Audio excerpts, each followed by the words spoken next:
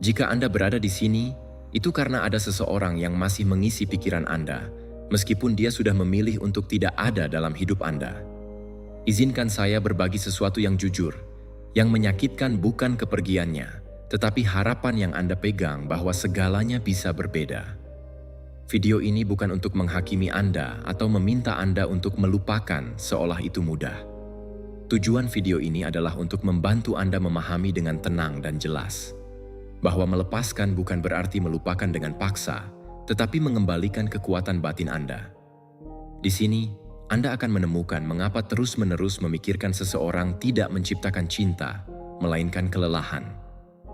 Mengapa memaksa tidak mendekatkan, tetapi justru menjauhkan Anda dari diri sendiri. Dan yang terpenting, bagaimana melepaskan tanpa membenci, tanpa menyalahkan diri sendiri, dan tanpa merasa hancur.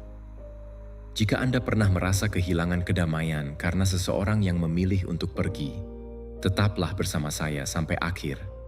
Karena apa yang akan Anda dengar bisa menjadi langkah pertama untuk kembali kepada diri sendiri dan tidak pernah lagi meninggalkan diri Anda. Sebelum kita mulai, saya ingin mengajak Anda melakukan sesuatu yang sederhana, tetapi sangat berarti. Sekarang, silakan pergi ke kolom komentar dan tuliskan dengan penuh kesadaran kalimat ini. Hari ini saya menutup siklus. Saya seorang Stoa. Jangan hanya menulis untuk menulis. Tulislah sebagai komitmen pada diri sendiri, sebagai keputusan sadar untuk melepaskan apa yang tidak lagi memilih Anda dan memulihkan kedamaian batin Anda. Ketika Anda menyatakannya dengan kata-kata Anda sendiri, pikiran Anda mulai menerimanya sebagai kebenaran baru. Tindakan ini menandai awal perubahan nyata dari dalam. Lakukan dengan tenang, dengan kesadaran penuh. Ini adalah langkah pertama Anda untuk kembali kepada diri sendiri. Pertama, memahami bahwa ketergantungan emosional bukanlah diri Anda. Itu adalah pola yang dipelajari. Anda tidak terlahir dengan kebutuhan untuk merasa utuh melalui orang lain. Anda belajar melakukannya. Kebenaran ini mungkin terasa tidak nyaman karena mematahkan cerita yang telah Anda bawa selama bertahun-tahun. Cerita yang mengatakan, inilah saya dan tidak banyak yang bisa diubah. Namun, ketika Anda melihatnya dengan tenang, saat Anda membiarkannya beristirahat di dalam diri Anda, sesuatu akan melonggar. Jika itu dipelajari, itu juga bisa tidak dipelajari. Dan dari situlah kebebasan muncul. Ketergantungan emosional bukanlah esensi Anda, bukan kepribadian atau takdir Anda. Itu adalah pola yang terbentuk ketika mencintai berarti ketidakamanan, ketika kasih sayang bersifat intermiten atau bersyarat. Pikiran yang selalu berusaha bertahan, belajar untuk berpegang erat, untuk waspada, untuk mengantisipasi kehilangan, untuk bingung dan menyebut kecemasan sebagai cinta. Berapa kali Anda merasa membutuhkan orang lain untuk merasa baik, untuk tenang, untuk merasa berharga? Berapa kali kedamaian Anda bergantung pada balasan, isyarat, atau kehadiran seseorang? Dari sudut pandang Stoa, ini bukan berarti Anda lemah. Ini membuat Anda manusia. Marcus Aurelius berbicara tentang mengamati pikiran dengan jujur, tanpa dramatisasi atau penghukuman. Seneca mengingatkan bahwa kita menderita bukan karena hal-hal itu sendiri, tetapi karena apa yang kita yakini tentang hal-hal tersebut. Dan di sini keyakinannya jelas. Jika saya sendirian, saya akan hancur. Tetapi, bagaimana jika ide itu bukanlah kebenaran, melainkan kebiasaan mental? Bagaimana jika itu bukanlah Anda, tetapi cara yang dipelajari untuk melindungi diri? Psikologi modern mengkonfirmasi apa yang telah diintuisi oleh para Stoa berabad-abad lalu. Gaya keterikatan terbentuk sejak dini, tetapi tidak terpaku. Mereka dapat dibentuk ulang di masa dewasa. Otak berubah ketika pengalaman dan cara menafsirkannya berubah. Ini berarti Anda tidak dikutuk untuk mengulangi skenario yang sama. Anda dapat melihat diri sendiri dengan lebih banyak belas kasih dan lebih sedikit penghakiman. Ada momen yang menentukan ketika Anda memahami ini. Anda berhenti menyebut diri sendiri kekurangan dan mulai berkata, "Saya sedang belajar." Anda berhenti melawan reaksi Anda dan mulai mengamatinya. Bukan untuk membenarkannya, tetapi untuk memahaminya. Saat dorongan untuk berpegang erat, mengendalikan, atau mencari validasi muncul, Anda dapat berhenti sejenak dan bertanya pada diri sendiri, apakah ini saya atau pola lama yang sedang aktif? Jeda itu mengubah segalanya. Dalam jeda itulah pilihan lahir. Dari pengalaman saya sendiri, ada saat ketika saya mengacaukan intensitas dengan cinta. Saya percaya jika tidak sakit, itu tidak nyata. Saya terbiasa dengan hubungan di mana ketenangan terasa mencurigakan. Hanya seiring waktu saya mengerti bahwa bukan gairah yang menggerakkan saya, tetapi ketakutan. Takut tidak cukup baik, takut sendirian dengan diri saya sendiri. Ketika saya berhenti menyerang diri sendiri karena merasa seperti itu, dan mulai mendengarkan dengan jujur, sesuatu berubah. Itu tidak cepat atau sempurna, tetapi itu nyata. Stoicisme tidak meminta Anda menjadi dingin atau jauh. Ia mengundang Anda untuk memperkuat pusat diri Anda, untuk mengingat bahwa nilai Anda tidak bergantung pada persetujuan eksternal, bahwa Anda dapat mencintai tanpa menghilang, bahwa Anda dapat terhubung tanpa mengkhianati diri sendiri. Epictetus mengajarkan bahwa satu-satunya hal yang benar-benar milik Anda adalah penilaian Anda, cara Anda merespons. Anda tidak dapat mengendalikan apakah seseorang tinggal atau pergi, tetapi Anda dapat memutuskan untuk tidak meninggalkan diri Anda sendiri dalam prosesnya. Ketika Anda mengulangi dalam hati, ini dipelajari dan juga dapat tidak dipelajari. Anda mulai merasa tidak terlalu bersalah. Anda tidak lagi melihat diri Anda sebagai masalah, tetapi sebagai seseorang yang sedang dalam proses. Rasa bersalah berubah menjadi tanggung jawab yang tenang. Bukan yang menghukum, tetapi yang merawat. Dan bersamanya muncul perasaan baru. Kendali diri. Bukan kendali atas orang lain, tetapi atas dunia batin Anda. Tanyakan pada diri Anda dengan jujur. Bagian mana dari diriku yang mencari keamanan di luar? Apa yang saya butuhkan dari diri saya sendiri untuk tidak lagi memintanya? Bagaimana rasanya berhubungan dari pilihan, bukan dari ketakutan? Pertanyaan-pertanyaan ini tidak menuntut jawaban langsung, hanya kehadiran. Ketika Anda mengerti bahwa Anda bukanlah masalah, transformasi dimulai. Dan bukan karena semuanya terselesaikan sekaligus, tetapi karena Anda berhenti melawan diri sendiri. Dari sana, langkah demi langkah, ketergantungan kehilangan kekuatannya, dan kebebasan batin mulai terasa mungkin. Kedua, melepaskan fantasi hampir jadi untuk memulihkan realitas. Yang menyakitkan bukanlah apa yang terjadi, tetapi apa yang Anda bayangkan bisa terjadi. Kalimat itu terasa berat karena menunjuk tepat di mana pikiran kita berpegang teguh ketika semuanya sudah berakhir. Bukan akhirnya yang membuat Anda terjaga, tetapi hampir jadinya. Adegan yang tidak pernah terjadi, tetapi berulang seolah-olah itu adalah sebuah janji. Fantasi yang tidak selesai mempertahankan keterikatan, dan selama Anda memberinya makan, Anda tetap terikat pada cerita yang tidak berkembang. Pikiran memiliki kemampuan diam-diam untuk mengubah momen menjadi takdir. Ia mengambil tawa, sebuah isyarat, malam yang intens, dan merentangkannya menjadi masa depan. Begitulah penderitaan paling gigih lahir, bukan karena apa yang hilang, tetapi karena apa yang tidak pernah ada. Dari sudut pandang Stoa, ini adalah kesalahan penilaian, bukan karena Anda merasa buruk, tetapi karena Anda mengacaukan fakta dengan ekspektasi. Dan ketika itu terjadi, rasa sakit menjadi berputar-putar. Pernahkah Anda menyadari berapa kali Anda tidak merindukan orangnya, tetapi versi ideal yang Anda bangun di kepala Anda? Marcus Aurelius berbicara tentang kembali ke hal-hal sebagaimana adanya, tanpa hiasan.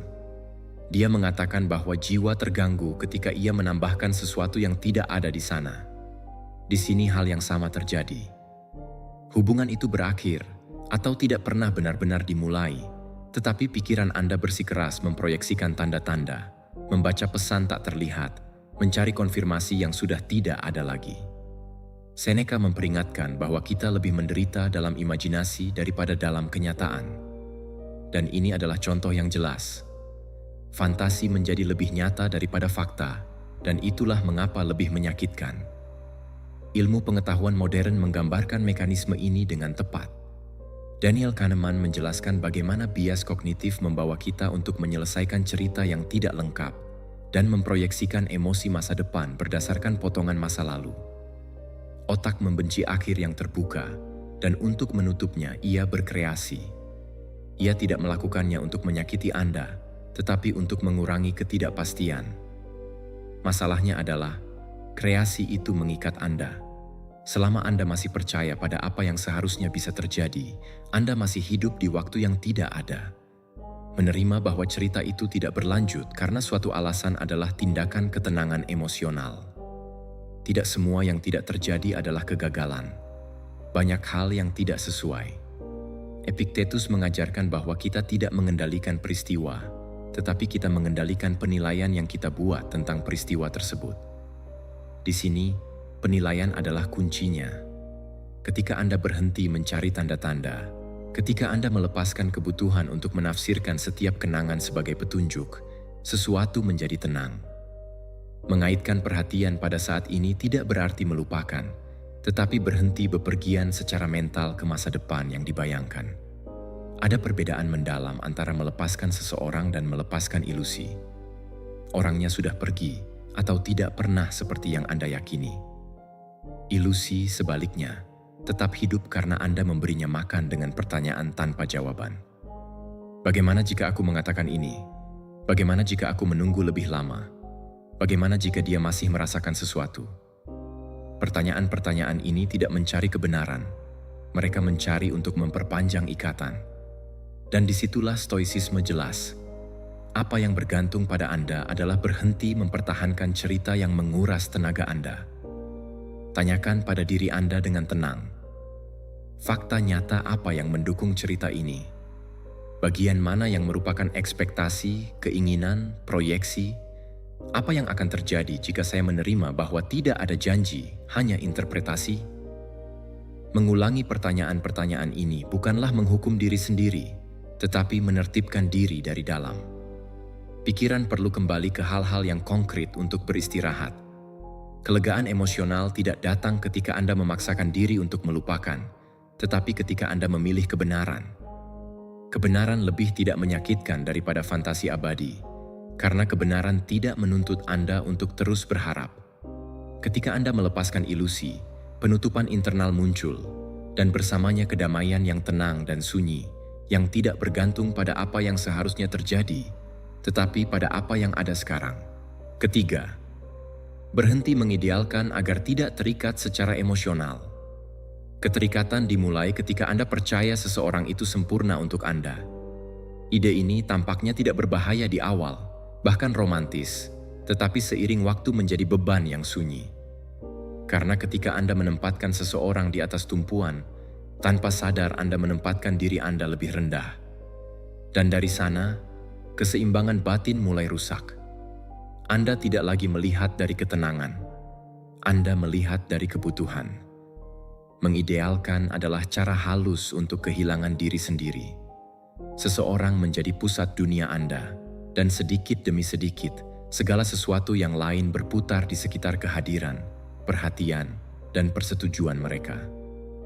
Hidup mulai terasa tidak lengkap jika orang itu tidak ada, tidak membalas, tidak mengkonfirmasi apa yang Anda harapkan. Keterikatan tidak lahir dari cinta yang tenang, ia lahir dari ketakutan. Takut kehilangan, takut tidak cukup baik, takut sendirian dengan diri sendiri. Pernahkah Anda bertanya pada diri sendiri kapan Anda mulai percaya bahwa kesejahteraan Anda bergantung pada orang lain? Dari sudut pandang Stoa, ketidakseimbangan ini bukanlah cinta, itu adalah kebingungan. Marcus Aurelius mengingatkan bahwa ketika Anda menyerahkan ketenangan Anda kepada orang lain, Anda menjadi rentan terhadap setiap gerakan mereka. Seneca memperingatkan bahwa tidak ada yang lebih memperbudak selain keinginan yang berlebihan. Dan di sini, keinginannya bukan hanya menginginkan orang lain, tetapi menginginkan mereka menjadi jawaban atas segala hal yang kurang dari diri Anda. Ketika itu terjadi, keterikatan menjadi tidak terhindarkan. Mengidealkan membesar-besarkan kebajikan dan memperkecil realitas. Anda hanya melihat apa yang ingin Anda lihat, apa yang mengkonfirmasi fantasi Anda. Anda mengabaikan tanda-tanda, membenarkan ketidakhadiran, menafsirkan ulang keheningan. Anda tidak mencintai orang itu apa adanya. Anda mencintai versi yang Anda bangun di benak Anda. Dan semakin sempurna gambar itu tampak, semakin besar rasa takut Anda kehilangannya. Ketakutan itu mendorong Anda untuk mengendalikan, mengawasi, membatasi diri sendiri atau orang lain. Tanpa disadari, Anda mulai hidup dalam ketegangan konstan. Apakah itu cinta atau kecemasan yang menyamar? Psikologi mendukung pengalaman manusia ini.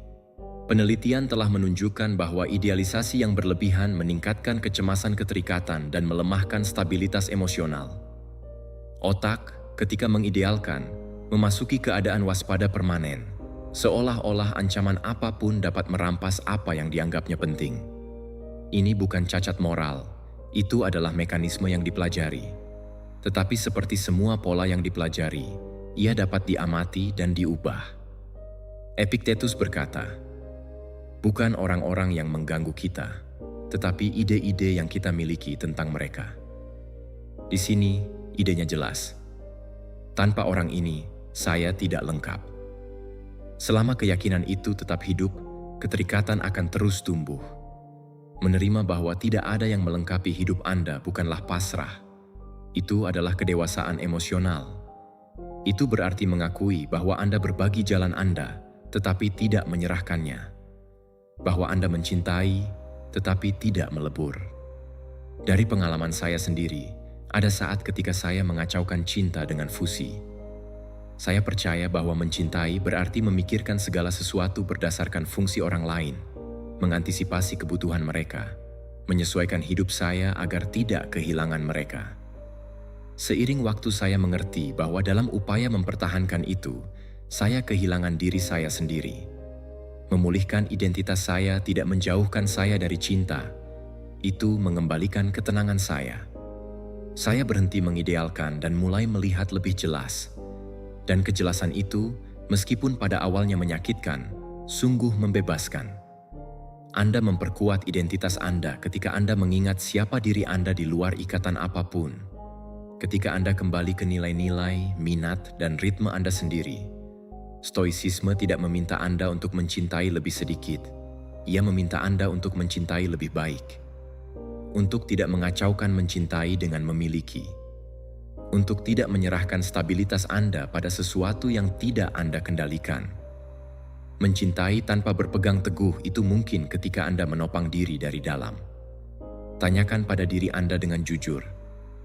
Apakah saya melihat orang ini sebagaimana adanya, atau sebagaimana saya butuh mereka menjadi? Bagian mana dari diri saya yang berusaha melengkapi diri melalui orang lain? Apa yang akan terjadi jika saya melepaskan ide kesempurnaan dan menerima realitas apa adanya? Pertanyaan-pertanyaan ini tidak mencari jawaban langsung, mereka mencari kesadaran. Ketika Anda melihat dengan jelas, keterikatan melemah, bukan karena cinta menghilang, tetapi karena ia berhenti menjadi kebutuhan yang putus asa. Anda mendapatkan kembali stabilitas emosional ketika Anda mengerti bahwa pusat Anda tidak di luar, tetapi di dalam diri Anda. Dan dari sana, cinta menjadi pilihan, bukan ketergantungan, menjadi pertemuan, bukan pelarian, menjadi bebas. Keempat, memahami bahwa apa yang pergi juga membebaskan Anda. Tidak setiap kepergian adalah kehilangan. Terkadang apa yang pergi bukanlah cinta, makna, atau nilai Anda, tetapi ilusi yang memakan terlalu banyak ruang di dalam diri Anda. Kebenaran ini mungkin terasa tidak nyaman karena kita diajarkan untuk mengukur pentingnya dengan keabadian, seolah-olah semua yang berakhir adalah kegagalan. Tetapi ada akhir yang tidak menghilangkan sesuatu yang esensial dari diri Anda. Ia mengembalikan sesuatu yang telah Anda serahkan tanpa disadari. Kebebasan batin Anda. Ketika seseorang pergi, pikiran bergegas menghakimi dirinya sendiri, mencari kesalahan, penjelasan. Ia bertanya apa yang kurang, apa yang kelebihan, apa yang seharusnya dilakukan secara berbeda. Namun seringkali apa yang benar-benar hilang bukanlah seseorang, tetapi versi diri Anda yang telah beradaptasi untuk menyesuaikan diri. Stoicisme mengajak kita untuk melihat momen ini dengan jujur. Marcus Aurelius mengingatkan bahwa tidak ada yang eksternal yang benar-benar milik kita, kecuali kebenaran karakter kita. Jika seseorang memutuskan untuk pergi, itu tidak menentukan nilai Anda. Itu mengungkap batas yang sedang meminta untuk dilihat. Ada ikatan di mana, tanpa niat buruk, Anda mulai mengorbankan bagian-bagian diri Anda. Anda menyesuaikan suara Anda, menunda keinginan Anda, memoderasi pendapat Anda. Anda melakukannya karena cinta atau takut kehilangan. Dan dalam penyesuaian konstan itu, Anda menjauh dari pusat Anda. Ketika hubungan berakhir, itu menyakitkan. Ya, tetapi ruang sunyi juga terbuka di mana suara Anda sendiri dapat didengar lagi. Apa yang Anda pertahankan yang tidak lagi menopang Anda? Apa yang berhenti Anda katakan untuk menghindari ketidaknyamanan? Seneca menulis bahwa kehilangan sejati adalah kehilangan diri sendiri. Itulah mengapa tidak setiap perpisahan memiskinkan. Beberapa membersihkan jalan. Ketika seseorang pergi, mereka mengembalikan kepada Anda tanggung jawab untuk merawat diri sendiri. Anda tidak bisa lagi bersembunyi dalam penyesuaian. Anda tidak bisa lagi menunda keaslian Anda untuk mempertahankan suatu bentuk. Epictetus akan mengatakan bahwa disinilah tugas batin dimulai. Terima apa yang tidak bergantung pada Anda dan bertindak dengan martabat dalam apa yang bergantung pada Anda. Penelitian kontemporer mendukung pandangan yang jujur dan penuh harapan ini. Penelitian telah menunjukkan bahwa kehilangan tidak hanya dapat ditanggung, tetapi seringkali memperkuat ketahanan. Manusia memiliki kapasitas mendalam untuk mengatur ulang dirinya sendiri ketika ia berhenti melawan hal yang tak terhindarkan. Ini bukan tentang menyangkal rasa sakit, tetapi membiarkan perubahan mengungkapkan sumber daya batin yang selama ini terpendam. Menerima bahwa ilusi yang pergi bukan nilai Anda adalah tindakan kedewasaan. Ilusi itu berjanji untuk melengkapi Anda, melindungi Anda, memberikan makna pada segalanya. Tetapi makna tidak pernah berada di luar. Itu ada dalam integritas Anda, dalam koherensi Anda, dalam kemampuan Anda untuk hidup tanpa mengkhianati diri sendiri. Ketika Anda berhenti beradaptasi untuk menyesuaikan diri, sesuatu menjadi teratur. Anda mendapatkan kembali gerak-gerik, keputusan, keheningan yang menjadi milik Anda. Kekosongan awal bukanlah ketiadaan, itu adalah ruang. Dari pengalaman saya sendiri, ada perpisahan yang tidak terlalu menyakitkan ketika saya mengerti bahwa mereka sedang membersihkan rumah. Awalnya saya merasakan kehilangan, kemudian saya melihat kejelasan. Saya menyadari berapa banyak yang telah saya serahkan untuk mempertahankan sebuah gambar, sebuah ekspektasi. Ketika itu berakhir, saya harus membangun kembali diri dari saya, bukan dari orang lain. Itu tidak langsung atau nyaman, tetapi itu jujur. Dan kejujuran itu membawa ketenangan. Stoicisme tidak meminta Anda untuk merayakan rasa sakit, tetapi untuk melaluinya tanpa mengubahnya menjadi identitas. Merangkul perubahan tidak berarti membenarkan apa yang terjadi. Itu berarti mengakui bahwa hidup bergerak, dan Anda dapat bergerak bersamanya tanpa hancur. Tanyakan pada diri Anda dengan tenang, apa yang saya pulihkan ketika ini berakhir? Bagian mana dari diri saya yang mulai bernapas lagi? Tanggung jawab baru apa yang muncul? Membangun kembali dari diri sendiri berarti mengingat bahwa stabilitas Anda tidak bergantung pada kehadiran siapapun. Itu berarti memilih diri sendiri lagi tanpa kebencian. Membiarkan kepercayaan diri tumbuh, bukan karena semuanya berjalan seperti yang diharapkan, tetapi karena Anda tahu bagaimana menopang diri sendiri ketika tidak demikian. Kebebasan emosional tidak datang ketika tidak ada yang pergi. Itu datang ketika Anda tidak meninggalkan diri Anda dalam prosesnya. Kelima, menjadikan ketidakhadiran Anda sebagai deklarasi cinta diri. Pergi tepat waktu juga merupakan keberanian, bukan karena tidak sakit, tetapi karena sakitnya lebih ringan daripada tinggal di tempat di mana Anda bukan lagi diri Anda sendiri. Kebenaran ini sering ditolak pada awalnya karena mengacaukan ketidakhadiran dengan pengabaian dan jarak dengan kegagalan. Tetapi ada saat-saat dalam hidup ketika memaksa bukanlah cinta, itu adalah ketakutan. Dan ketika ketakutan membimbing, Anda berakhir kehilangan sesuatu yang lebih penting dari seseorang. Anda kehilangan diri sendiri.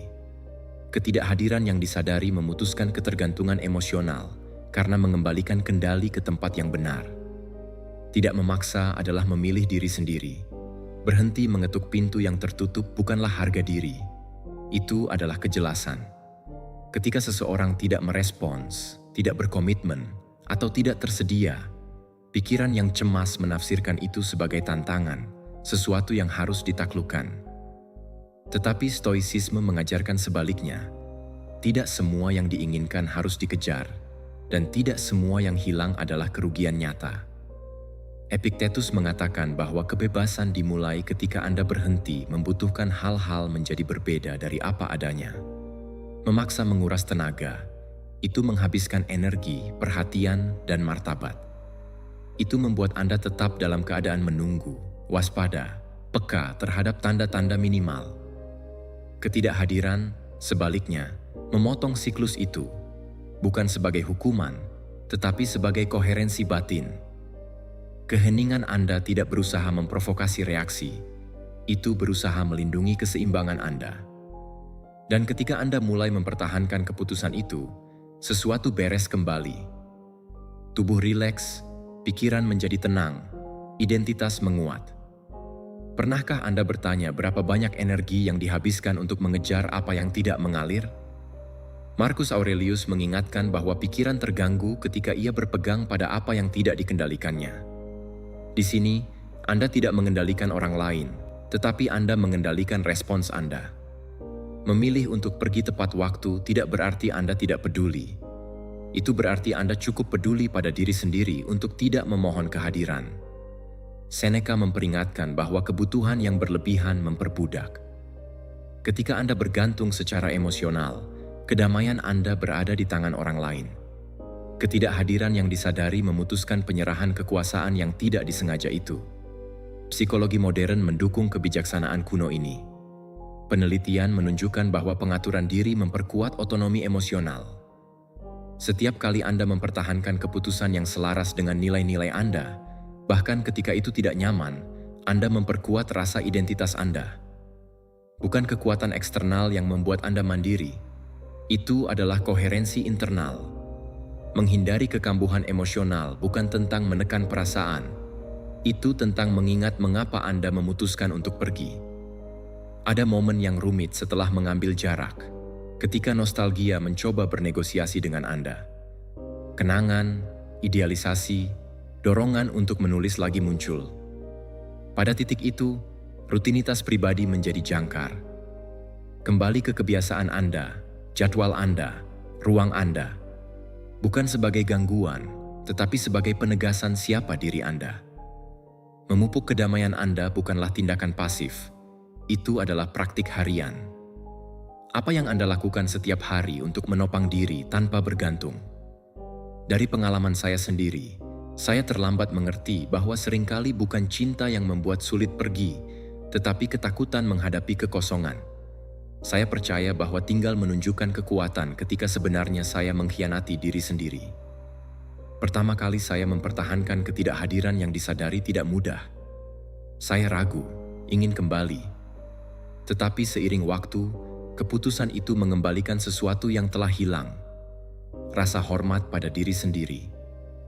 Dan rasa hormat itu mengubah cara saya berhubungan dengan orang lain. Koherensi internal itu sunyi tetapi kuat.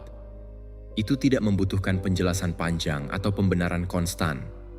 Itu terasa seperti ketegasan yang tenang.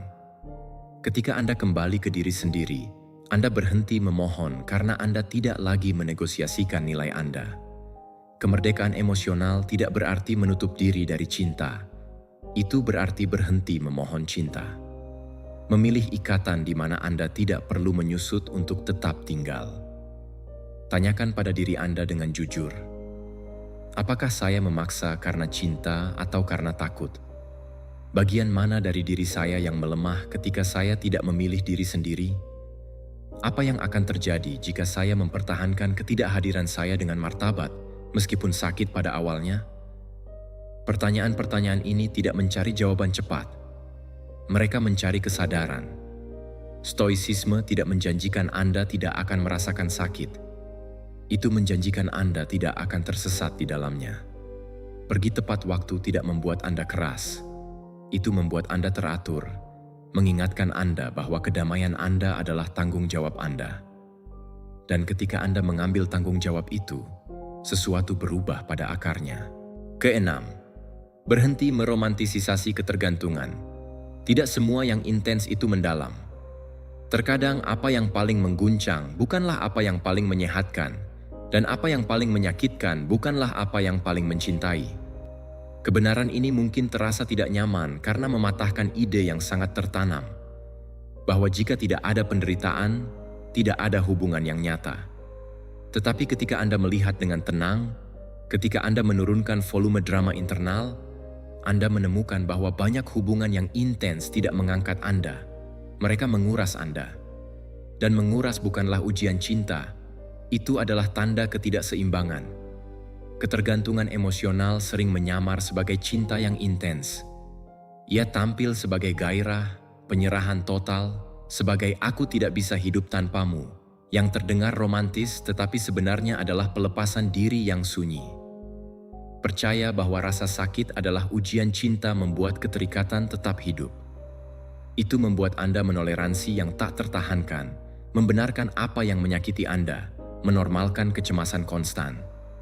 Dan tanpa disadari, Anda mulai menyebut cinta pada sesuatu yang menghilangkan kedamaian, martabat, dan stabilitas Anda. Dari perspektif Stoa, cinta seharusnya tidak merenggut penguasaan batin Anda. Marcus Aurelius berbicara tentang menjaga ketenangan, bahkan di tengah ikatan, mengingat bahwa tidak ada yang eksternal yang boleh memerintah jiwa Anda. Seneca memperingatkan bahwa apa yang merampas ketenangan Anda tidak bisa menjadi kebaikan. Dan Epictetus bersikeras bahwa bukan ikatan yang memperbudak Anda, tetapi ide yang Anda buat tentangnya. Ketika Anda mengacaukan intensitas dengan kedalaman, Anda menyerahkan keseimbangan Anda pada emosi yang naik turun tanpa kendali. Pikiran dengan cepat belajar mengasosiasikan intensitas dengan makna. Pesan yang terlambat memicu kecemasan, rekonsiliasi yang intens memicu kelegaan. Siklus itu menjadi adiktif. Penderitaan konstan bukanlah tanda hubungan yang dalam. Itu adalah tanda sistem emosional yang kelebihan beban. Mencintai seharusnya tidak terasa seperti berjalan di tepi jurang. Jika ikatan itu lebih banyak menghancurkan Anda daripada membangun Anda, ada yang salah. Tanyakan pada diri sendiri, apakah apa yang saya sebut cinta memberi saya ketenangan atau membuat saya tetap waspada permanen? Psikologi mendukung intuisi kuno ini. Belas kasih pada diri sendiri mengurangi kecenderungan terhadap hubungan yang tergantung karena mengajarkan Anda untuk memperlakukan diri sendiri dengan perhatian yang sama yang Anda cari di luar. Ketika Anda tidak tahu cara merawat diri sendiri, Anda menerima remah-remah emosional dan mengacaukannya dengan intensitas. Memprioritaskan kesejahteraan emosional Anda bukanlah egois, itu adalah tanggung jawab. Anda tidak dapat mencintai dari luka tanpa luka itu mengarahkan hubungan. Mempertanyakan gagasan bahwa cinta harus menyakitkan adalah tindakan kelucidan. Tidak setiap pengorbanan itu mulia. Beberapa pengorbanan tidak lahir dari cinta, tetapi dari ketakutan akan kesepian. Mengamati apakah Anda terlalu banyak berkorban membutuhkan kejujuran. Apakah Anda membungkam apa yang Anda rasakan untuk menghindari konflik? Apakah Anda terus-menerus menyesuaikan diri agar tidak kehilangan orang lain? Apakah Anda membenarkan perilaku yang menyakiti Anda karena Anda takut akan kekosongan? Pertanyaan-pertanyaan ini tidak mencari kesalahan. Mereka mencari kejelasan. Dari pengalaman saya sendiri, saya mengerti bahwa untuk waktu yang lama saya mengacaukan intensitas dengan kedalaman karena saya tidak tahu bagaimana rasanya ketenangan. Saya tumbuh percaya bahwa cinta harus sedikit menyakitkan untuk menjadi nyata. Ketika saya mulai memilih hubungan yang lebih tenang, pada awalnya mereka tampak membosankan. Kemudian saya mengerti bahwa mereka tidak membosankan, mereka aman. Dan keamanan itu memungkinkan saya untuk menjadi lebih diri saya sendiri, bukan kurang. Cinta berhenti menjadi roller coaster dan menjadi ruang untuk bernapas. Anda memperkuat batasan pribadi ketika Anda memutuskan untuk tidak tinggal di tempat Anda hancur. Memilih hubungan yang tidak menguras Anda adalah tindakan menghargai diri sendiri. Stoicisme tidak meminta Anda untuk menghindari cinta. Itu meminta Anda untuk tidak kehilangan pusat Anda karenanya. Mencintai dengan keseimbangan itu mungkin ketika Anda tidak menggunakan orang lain untuk mengisi kekosongan batin. Ketika Anda menopang diri dari dalam, Anda tidak lagi membutuhkan ikatan itu untuk menyelamatkan Anda. Ulangi ide ini sampai tertanam. Cinta seharusnya tidak harus menyakitkan untuk menjadi nyata. Itu bisa tidak nyaman, itu bisa menantang Anda, tetapi itu tidak boleh menghancurkan Anda. Rasa sakit yang konstan bukanlah gairah yang tinggi. Itu adalah alarm. Mendengarnya adalah bentuk kebijaksanaan. 7. Mencari dukungan untuk menyembuhkan pola yang dalam. Kita mungkin tidak bisa mengendalikan semua yang terjadi di sekitar kita, tetapi kita selalu memiliki kendali atas bagaimana kita merasakannya. Mungkin ini terdengar sedikit tidak nyaman, karena kita sering berpikir bahwa kedamaian datang saat semuanya di luar kita berjalan sempurna. Namun, kenyataannya adalah ketenangan sejati muncul ketika kita berhenti berharap dunia ini sesuai dengan harapan kita. Jika kita terus-menerus menginginkan hidup yang adil, jelas, atau sesuai keinginan kita akan terus berjuang melawan hal-hal yang tidak bisa kita ubah. Dan perjuangan yang tak terlihat ini bisa menjadi sumber kelelahan batin yang sangat menguras. Kita semua ingin merasa aman dan yakin, mencari jawaban yang jelas dan janji yang ditepati. Ketika kita tidak menemukannya, seringkali kita menganggap ketidakpastian sebagai ancaman. Rasa cemas, marah, dan kebutuhan untuk mengontrol pun muncul. Dari sudut pandang stoicisme, dorongan ini bukanlah cacat moral, melainkan kebiasaan mental yang bisa kita latih. Marcus Aurelius, seorang filsuf stoik, pernah mengingatkan dirinya sendiri bahwa alam semesta tidak berpihak pada siapapun, ia hanya berjalan sesuai dengan alaminya. Penderitaan muncul ketika kita mulai melihat apa yang terjadi sebagai sesuatu yang bersifat pribadi, ketika kita menceritakan kisah yang seharusnya berbeda dari kenyataan. Dalam kehidupan sehari-hari, kita mungkin merasa kesal ketika seseorang tidak membalas pesan kita seperti yang kita harapkan, atau merasa sakit hati ketika rencana kita tidak berjalan lancar, dan frustrasi ketika orang lain tidak berubah. Tanpa kita sadari, kesejahteraan kita menjadi tergantung pada hal-hal yang tidak bisa kita kontrol. Seneca, seorang filsuf stoik lainnya, memperingatkan bahwa mereka yang bergantung pada hal-hal eksternal untuk merasa baik akan hidup dalam kerentanan yang terus-menerus. Ini bukan karena dunia ini kejam, tetapi karena kita menempatkan keseimbangan kita pada sesuatu yang sangat tidak stabil. Penerimaan bukanlah berarti menyerah. Penerimaan adalah melihat dengan jelas. Epictetus mengajarkan kita untuk memahami hal-hal yang ada dalam kendali kita dan yang tidak. Ketika kita menerima apa yang tidak bisa kita ubah, kita bisa mengalihkan energi kita untuk bertindak di tempat di mana kita memang memiliki pengaruh. Karakter kita, keputusan kita, cara kita merespons. Penerimaan tidak memadamkan keinginan, ia justru mengaturnya. Penerimaan tidak menghilangkan rasa sakit, ia membantu kita melewatinya. Ilmu pengetahuan modern juga mendukung pandangan ini. Penelitian menunjukkan bahwa melawan emosi atau kenyataan hanya akan meningkatkan tekanan, sementara menerima pengalaman apa adanya dapat mengurangi reaktivitas dan meningkatkan regulasi emosi. Ini bukan tentang bersikap pasif, tetapi tentang berhenti melawan hal-hal yang tidak bisa kita hindari, agar kita bisa bertindak dengan lebih jelas. Ada jebakan umum yang sering kita hadapi. Berpikir bahwa penerimaan adalah pembenaran. Tapi sebenarnya tidak demikian. Menerima bukan berarti menyetujui apa yang terjadi. Itu berarti mengakui bahwa hal itu memang terjadi. Selama kita terus menyangkal kenyataan, pikiran kita akan terjebak di masa lalu. Saat kita menerima kenyataan, kita kembali ke saat ini, dan di sini selalu ada ruang untuk bertindak, sekecil apapun. Berapa banyak energi yang kita habiskan untuk mencoba mengubah sesuatu yang sudah terjadi? Dan berapa banyak kedamaian yang bisa kita dapatkan jika kita melepaskan perlawanan itu?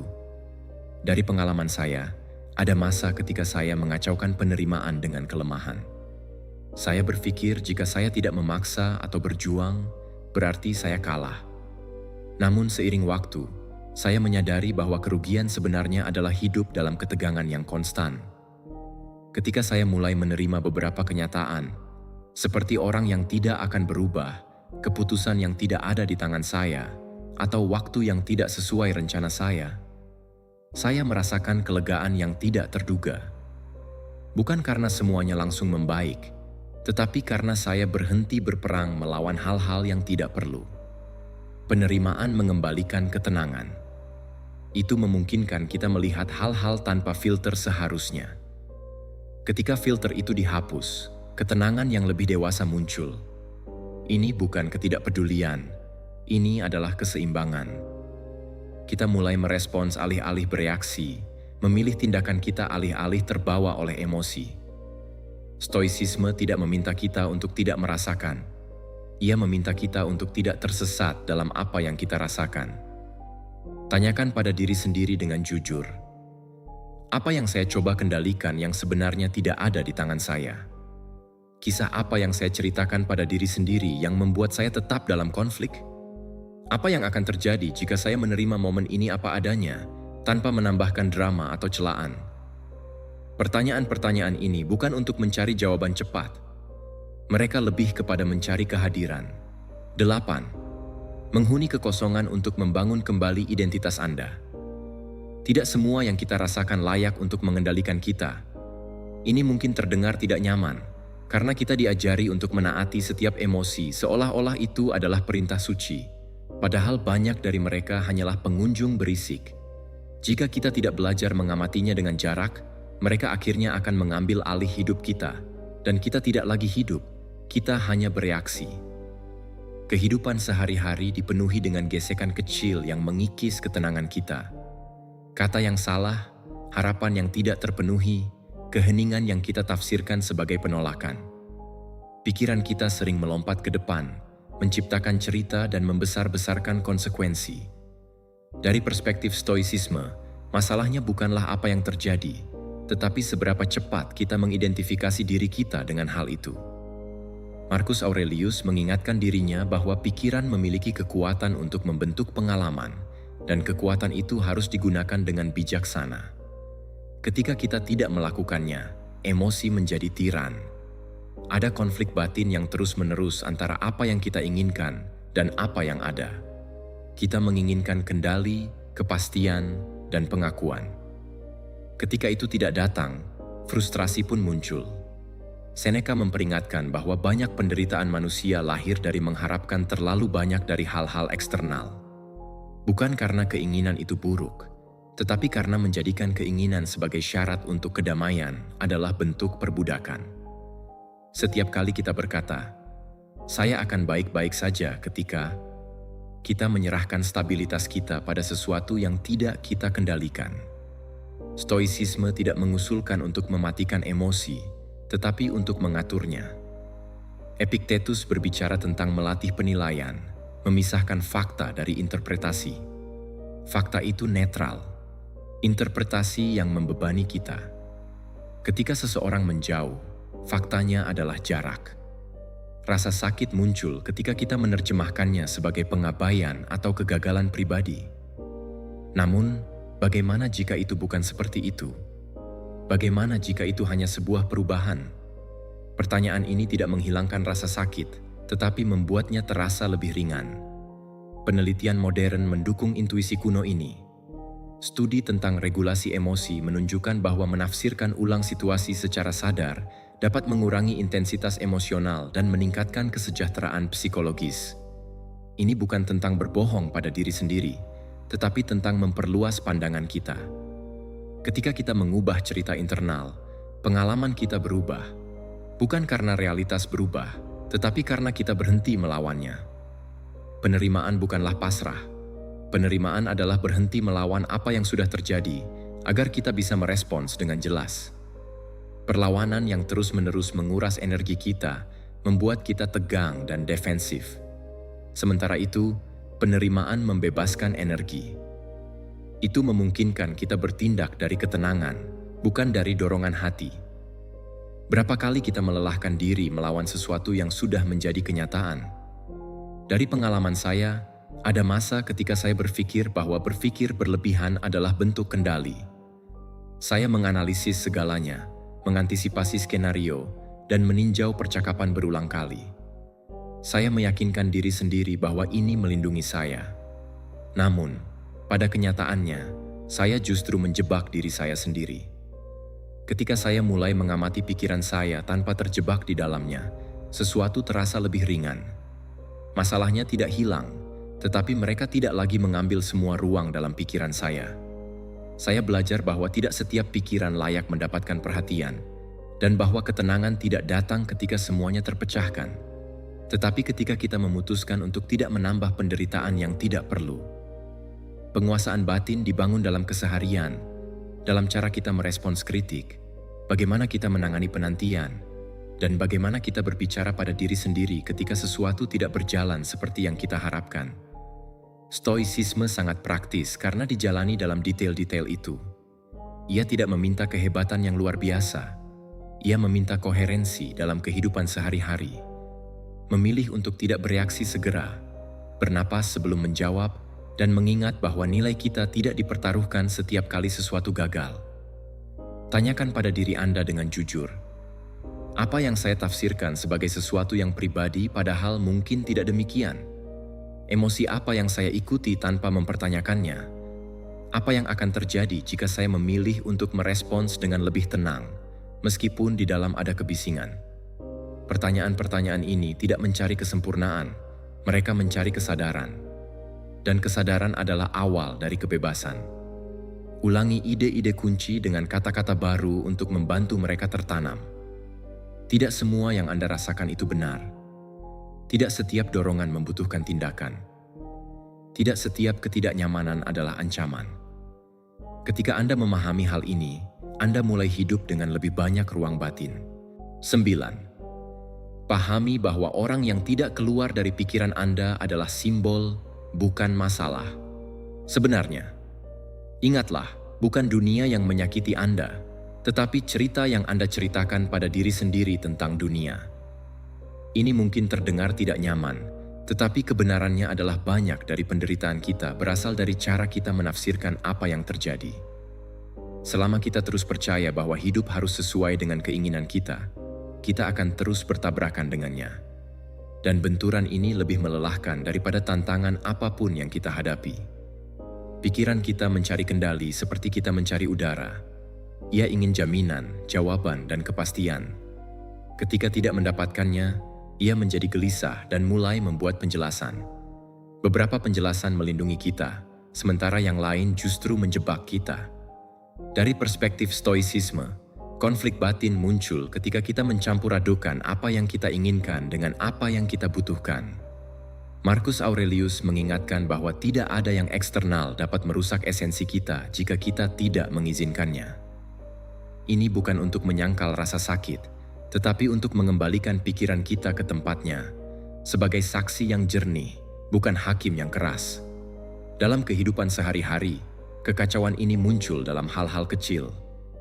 Kita berharap seseorang mengerti tanpa perlu dijelaskan, bahwa waktu akan memperbaiki segalanya tanpa usaha, atau bahwa masa lalu tidak akan membebani kita. Ketika itu tidak terjadi, kita merasa frustrasi. Seneca memperingatkan bahwa siapapun yang menempatkan kebahagiaannya di tangan orang lain, hidup dalam ketidakpastian. Bukan karena dunia ini kejam, tetapi karena kita telah mendelegasikan keseimbangan kita kepada orang lain. Setiap harapan yang tidak diperiksa adalah tali yang kita ikatkan pada sesuatu yang tidak bisa kita kontrol. Stoicisme mengajarkan kita untuk melakukan latihan sederhana, tetapi menantang. Bedakan apa yang bergantung pada kita dan apa yang tidak. Epictetus menekankan bahwa kesalahan yang paling umum adalah menginvestasikan energi pada hal-hal yang tidak dapat diubah dan mengabaikan yang penting. Kita tidak bisa mengendalikan perilaku orang lain, tetapi kita bisa mengendalikan respons kita. Kita tidak bisa menghapus apa yang telah terjadi, tetapi kita bisa memilih bagaimana kita hidup dengannya. Ketika kita menerima perbedaan ini, kebisingan mental berkurang. Itu tidak menghilang, tetapi kehilangan otoritasnya. Penelitian modern juga mendukung kebijaksanaan kuno ini. Studi menunjukkan bahwa cara kita menilai peristiwa menentukan tingkat stres kita. Bukan peristiwa itu sendiri yang membuat kita merasa kewalahan, tetapi interpretasi yang kita buat. Mengubah pandangan kita tidak menghapus fakta, tetapi mengubah pengalaman kita. Ini adalah cara modern untuk menjelaskan apa yang sudah diketahui oleh Stoicisme. Pikiran kita bisa dilatih. Penerimaan bukanlah pasrah.